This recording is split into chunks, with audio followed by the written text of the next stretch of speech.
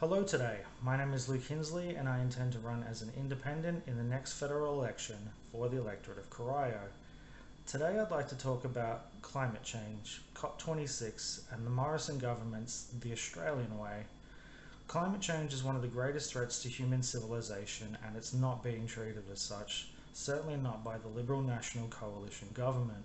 Globally we're not doing enough. Incrementalism is death by 1,000 cuts. But we in Australia are doing worse than that. We are actively going the wrong way.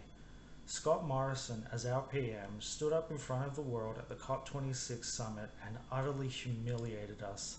He's taken all of his personal failings and deflected them back towards all of us. His lies were called out and he called it sledging of Australia. The whole world knows we need to decarbonise. Yet Scott Morrison's government chooses to double down on fossil fuels against the will of the Australian people and has the nerve, the gall to call it the Australian way. It's embarrassing. Climate change is like an oncoming storm. We're experiencing the fringes of it, but the worst of it is yet to come. Net zero by 2050 is not enough. Net zero is not enough. Even if the entire world were to go net zero tomorrow, which is not possible without literal magic, climate change will continue to get worse. There's too much carbon dioxide in the atmosphere already. We need to undo the damage we've already done for the climate to stabilise.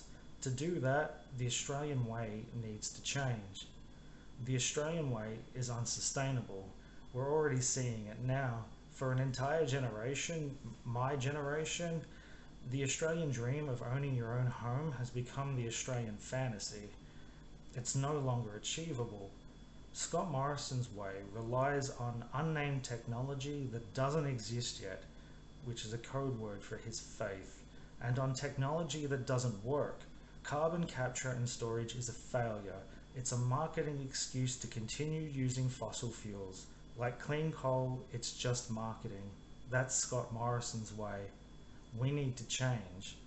Change can be scary, but it is inevitable. Stagnation is a slow killer.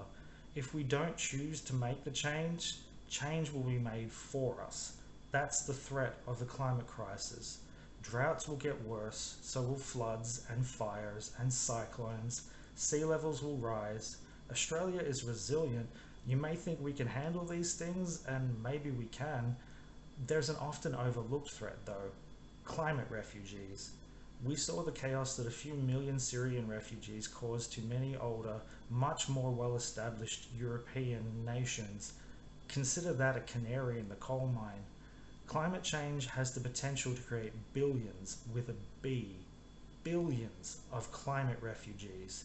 The LNP may pride themselves on stopping the boats, but there would be no stopping the fleets of boats headed for our shores. Australia has a population of about 25 million people. Our neighbour to the north, Indonesia, has a population of over 100 million.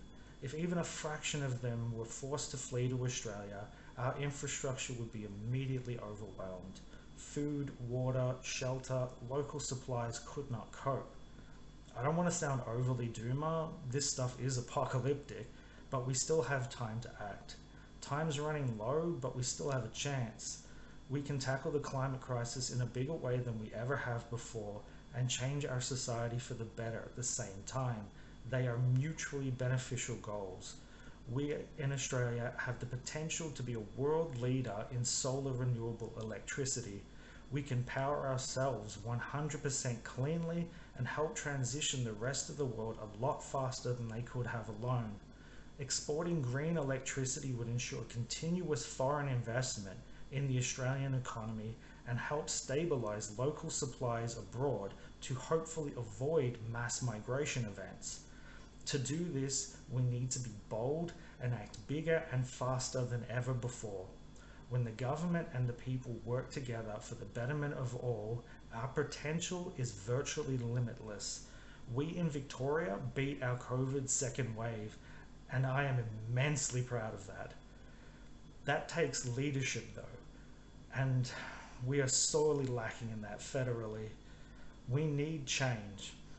We need to vote for those who bring change. We can solve many of the problems within the next generation, but not while the current generation remains in charge. To fight for our future, we need leaders who will still be here when it arrives. I hope you're doing well, and I thank you for your time.